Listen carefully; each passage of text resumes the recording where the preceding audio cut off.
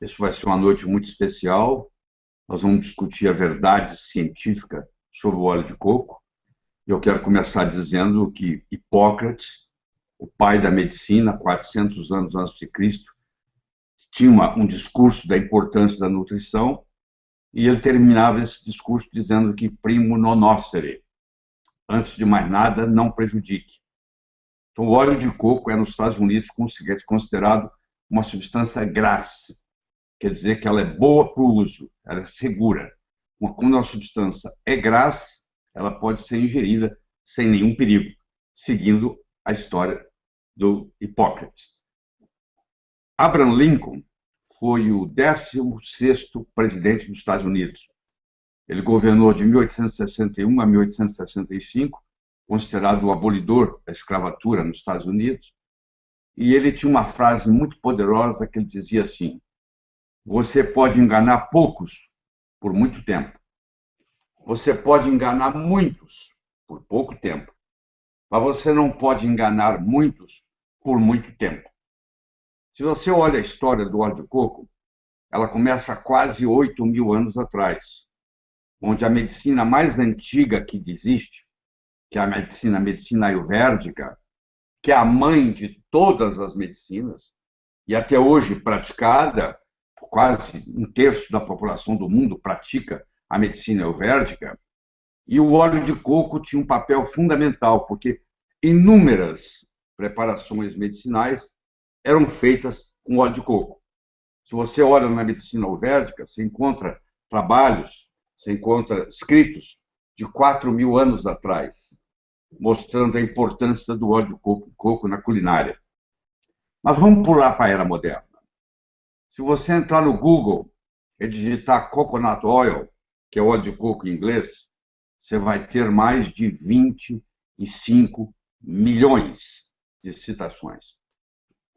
Se você entrar no Google acadêmico, que é o Google que o profissional de saúde deveria usar, que é o www.scholar.google.com, e digitar em inglês coconut oil, entre aspas, você vai ver que tem mais de 125 mil citações científicas.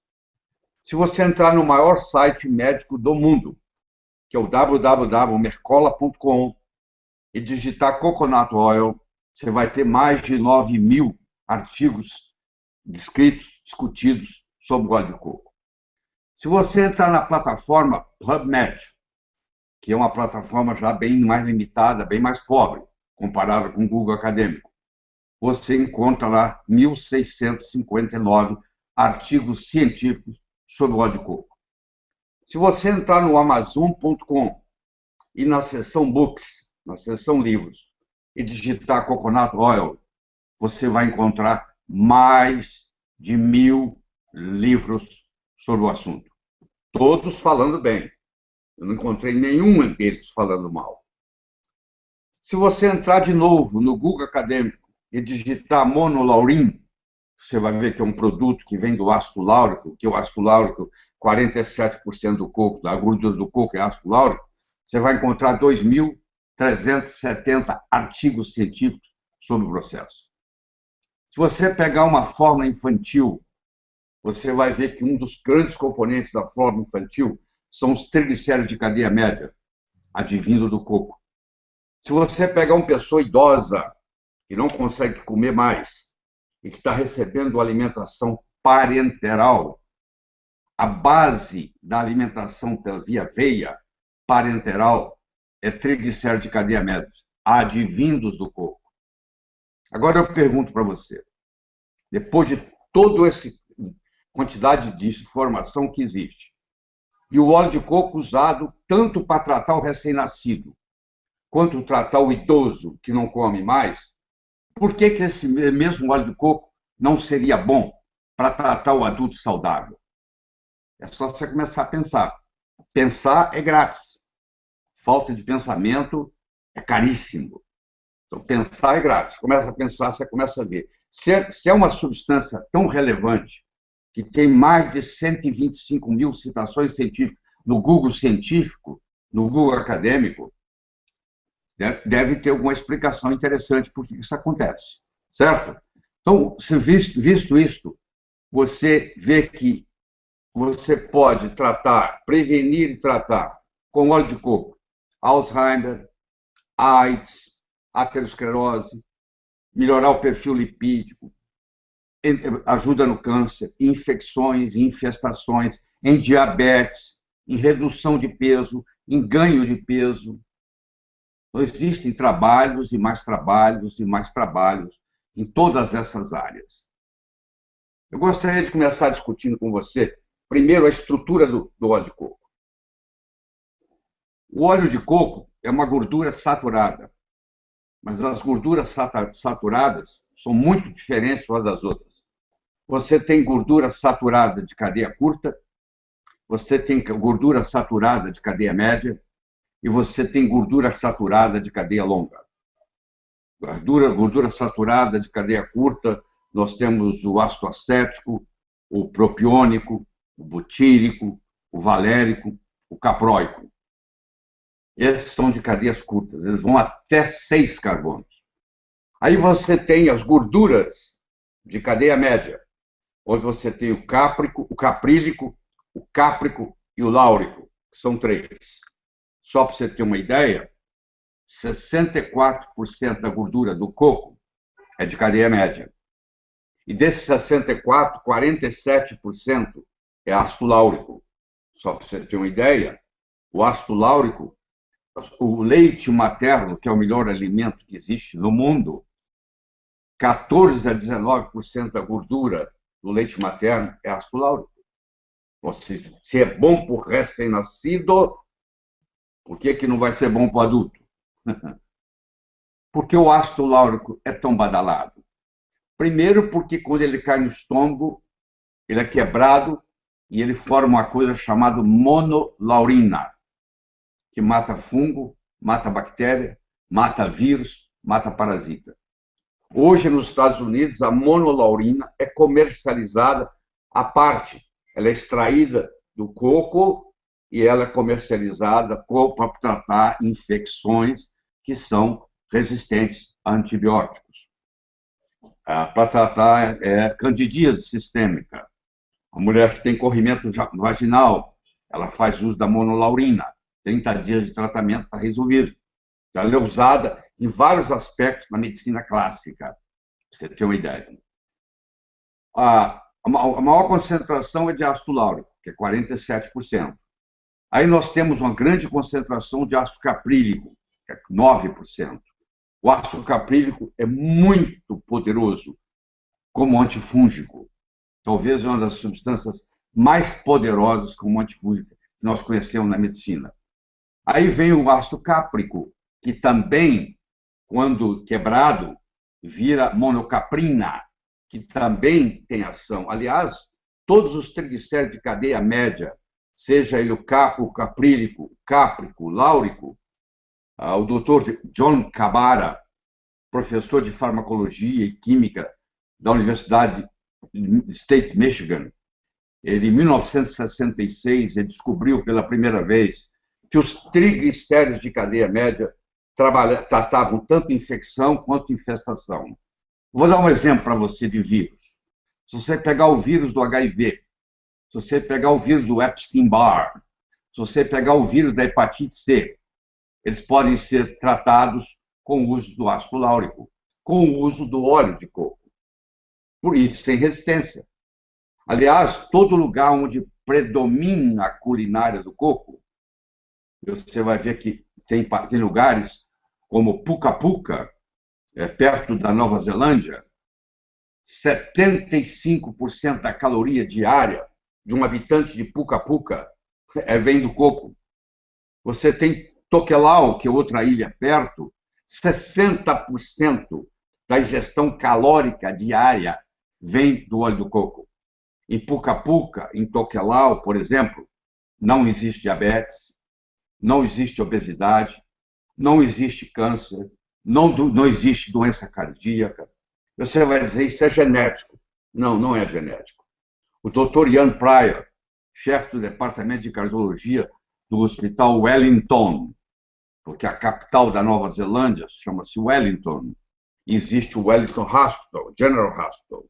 E ele fez um estudo onde ele viu pessoas que moravam na ilha e que mudaram para Nova Zelândia e que deixaram de comer coco, porque na Nova Zelândia, propriamente dito, essa não é o mesmo costume, e todos eles desenvolveram doenças degenerativas crônicas. Todas as ilhas do Pacífico Sul predomina o óleo de coco na culinária. Tem lugar, por exemplo, que ingere mais de 100 gramas de óleo de coco por dia. O Dr. Lindenberg, da Suécia, fez um estudo na ilha de Kitava, onde ele mostrou que lá ele não encontrou nenhuma doença degenerativa na ilha de Kitava, e lá eles ingerem mais de 100 gramas de óleo de coco por dia. Olha que coisa impressionante. Se você vai para as Filipinas, onde o Dr. Conrad Deiret, estudou pacientes com HIV e pacientes com AIDS. Então, ele mostrou, publicou, está aí no seu Google acadêmico, se você pesquisar, ele mostrou que os pacientes com HIV que recebem óleo de coco não transformam em AIDS. Eles são HIV positivo, mas eles não evoluem para AIDS, porque o óleo de coco atua no envelope gorduroso e na transcriptase reversa, inibindo a transcriptase reversa, e não permite que o vírus do HIV progrida a ponto de causar o AIDS. Olha que coisa fascinante. Vírus como Epstein-Barr, vírus como HIV, vírus como da hepatite C, bactérias como Helicobacter pylori, como Chlamydia pneumoniae, como todos os grãos positivos, são tratados com óleo de coco. Isso está na literatura para quem quiser ver. É só ter o trabalho de chegar lá e procurar, porque está lá para todo mundo ver o poder do ácido láurico e o poder da monolaurina, e fazer tudo isso e muito mais. O Dr. Menzik, em 2003, no American Journal of Clinical Nutrition, ele juntou 60 estudos do óleo de coco no perfil lipídico e juntou os 60 e fez uma coisa chamada meta-análise. E ele mostrou que a alteração lipídica é benéfica. Há um aumento do HDL, uma pequena diminuição do LDL e não há uma mudança no colesterol. Porque o colesterol não é só o número que interessa, é a proporção que existe entre LDL, que é considerado colesterol ruim, e o HDL, que é considerado colesterol bom. E ocorre exatamente isso. O HDL, que é o bom, aumenta, o LDL, que é o ruim, diminui. 60 estudos publicados, ele juntou 60 estudos randomizados. É difícil ver isso com alimento. Você vê esses estudos com remédios. Lembre-se, o coco é apenas um alimento. E você encontra uma literatura vastíssima na literatura científica sobre o assunto. Vastíssima. Pacientes com diabetes, inclusive diabetes tipo 1, porque o óleo de coco é insulinotrópico. O óleo de coco o coco tem muita fibra. Se você fizer uso do coco em si, você também trata uma série de doenças intestinais, doença de Crohn, síndrome do intestino irritável, inúmeros trabalhos tem. E se você pesquisa com cuidado, você vai ver que existem vários heróis nesse ponto. O Dr. Kabara, que dedicou 40 anos da vida dele a estudar o coco e publicou livros sobre o assunto e artigos sobre o assunto. A doutora Mary Enig, E-E-N-I-G, você pode procurar, antes de ela morrer, em 2014, era a maior autoridade em coco no mundo. Ela também dedicou a vida dela inteira, como bioquímica e farmacologista, a estudar as propriedades benéficas do óleo de coco. Nós temos hoje o Dr. Bruce Fife, que tem uns 4 ou 5 livros sobre o coco, e eu posso te recomendar, qualquer um deles é bom, viu? Porque é impressionante a dedicação que esse homem tem. Ele era um cético. Quando ele escutou coco pela primeira vez, ele teve a reação que muitos de vocês têm: mas isso é ácido graxo, isso é gordura saturada. As gorduras saturadas não são iguais. Você tem gordura saturada de cadeia curta, de cadeia média e de cadeia longa. O coco tem 64% do coco é ácidos graxos de cadeia média. Então ele mostrou. O Dr. Bruce Weiss aí assistiu a aula, virou um estudioso no assunto. 30 anos depois, ele já publicou 4 ou 5 livros, todos muito importantes. Fife, F-I-F-E, tá? O Dr. Ian Pryor, que estuda as pessoas que vêm de Puka Puka e Tokelau e mudam para Nova Zelândia. E Puka Puka, como eu disse, 75% da caloria diária vem do óleo de coco. E em Tokelau, mais de 60% vem do óleo de coco. E essas pessoas mudam para Wellington, capital da Nova Zelândia, e todos ficam doentes, e o colesterol aumenta, eles têm infarto, ficam diabéticos, ficam obesos. Tem inúmeros trabalhos na literatura mostrando a ação do coco na obesidade, porque o coco ele é termogênico.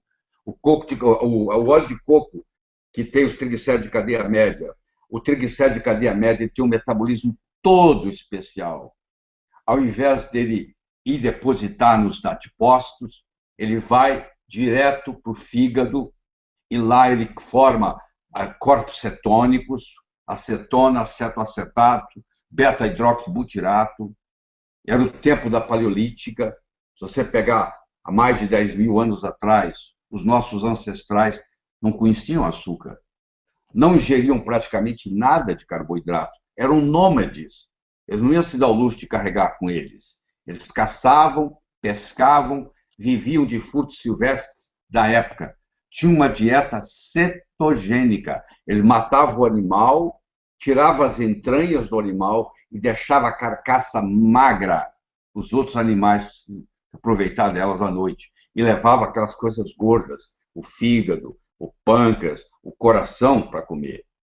Então o cérebro sabe muito bem como trabalhar com beta-hidroxibutirato. Então, quando você faz uma dieta rica em lipídios de boa qualidade, que advém, por exemplo, do óleo de coco, você melhora o seu raciocínio. Se você pegar a história da doutora Mary Newport, uma neonatologista de Miami, que o marido dela, com a profissão de marido, ficava em casa cuidando das crianças, e ela, como médica, trabalhando, isso é comum nos Estados Unidos, um ficar em casa e o outro ir trabalhar, e muitas vezes a mulher vai trabalhar e o homem fica em casa, e ele cozinha, ele cuida da casa. O nome dele era Steve. E o Steve, então, fazia a contabilidade da clínica dela, e ele começou a errar nos números. E foi fazer um exame, e de repente foi fazer um teste, e ele tinha Alzheimer. Início de Alzheimer. Estava sendo lançada uma droga nova, só que para entrar na droga tinha que passar num teste. E ele não conseguiu atingir o placar necessário. Foi rejeitado. E a doutora Newport, que eu já assisti ela na Alemanha, dando um curso disso, eu fui lá fazer, ela é americana, o que ela fez? Ela começou a procurar no Dr. Google. E ela encontrou o uso do óleo de coco, que cria corpos cetogênicos saudáveis, como o beta-hidroxibutirato, que é utilizado pelo cérebro. Que, aliás, o cérebro prefere beta-hidroxibutirato do que glicose. Porque os nossos paleolíticos, na época paleolítica, não tinha glicose, praticamente. O cérebro usava corpos cetônicos, do tipo beta-hidroxibutirato. E ela começou a usar no Steve. No Alzheimer, existe um teste muito interessante, que é o teste do relógio. O paciente vai no consultório médico, o médico dá para ele uma folha em branco, dá para ele uma caneta, um lápis, fala, desenha um relógio. E a maioria das vezes ele não consegue desenhar esse relógio apropriado. Ele esquece ponteiro, ele esquece ponteiro de minuto, ponteiro de hora, esquece número, e aquilo ali é a base. É a partir dali que agora nós vamos ver onde vai chegar. E aí ela entrou com óleo de coco. Em 14 dias ela respondeu, refez um teste. E você não vai acreditar, porque no final dessa aula você vai ter aí o link, você assistiu o filme do óleo de coco no Alzheimer, está num livro que é best-seller nos Estados Unidos, ficou na lista dos mais vendidos do New York Times, está traduzido para 16 línguas, ainda não chegou ao Brasil, infelizmente, mas você vai ver lá com legenda em português a história do Steve e a história do óleo de coco no Alzheimer. Você percebe que muita gente está tendo Alzheimer. Eu espero que na sua família você não tenha um, mas provavelmente vocês estão me assistindo aí, muitos têm. E muitas vezes nem é Alzheimer, é a polifarmácia. É o seu pai que está tomando 8 remédios, cada um prejudicando de um jeito, que infelizmente o médico prescreve, e quando vai no outro médico, ninguém tira, ninguém tem coragem de tirar, vai acrescentando, acrescentando, acrescentando, até intoxicar. Aí você começa com óleo de coco, e a melhora é brutal. Então você tem explicações as mais variadas. Inclusive no Brasil. Nós temos caso, por exemplo, do óleo de coco estudado na obesidade na mulher, a mulher que tem obesidade visceral e a linha de cintura, e feito na Universidade de Alagoas, no curso de nutrição de Alagoas, publicado na revista Lipids, em 2009. O primeiro autor é o doutor Assunção, ou doutor Assunção, eu não lembro bem se é homem ou mulher, e que publicou mostrando exatamente isso, que o uso do óleo de coco diminuiu a cintura, diminuiu a gordura visceral. Então, se alguém falar para você que óleo de coco engorda, não entende de nutrição, porque são triglicéridos de cadeia média e eles são termogênicos, eles aumentam 14% o metabolismo basal. Isso tem trabalho publicado. Eu não preciso inventar nada. Já tem conhecimento demais na literatura. Tem mais de 1.000 livros no Amazon.com. Tem mais de 9.900 artigos no Mercola.com. Tem mais de 125.000 trabalhos científicos no Google Acadêmico. Tem 1.659 artigos no PubMed. E tem mais de 25 milhões de citações no Google Comum. Você entra no Google Comum, você põe entre aspas, coconut oil, óleo de coco em inglês, e você vai ler o número lá, que vai ter mais de 25, vai ter 25 milhões e 200 mil. 25 milhões e 200 mil citações. Conhecimento não falta. Você tem que estudar, tem que fazer seu dever de casa. Ao invés de ficar escutando gente que vai para a televisão e fica falando bobagem.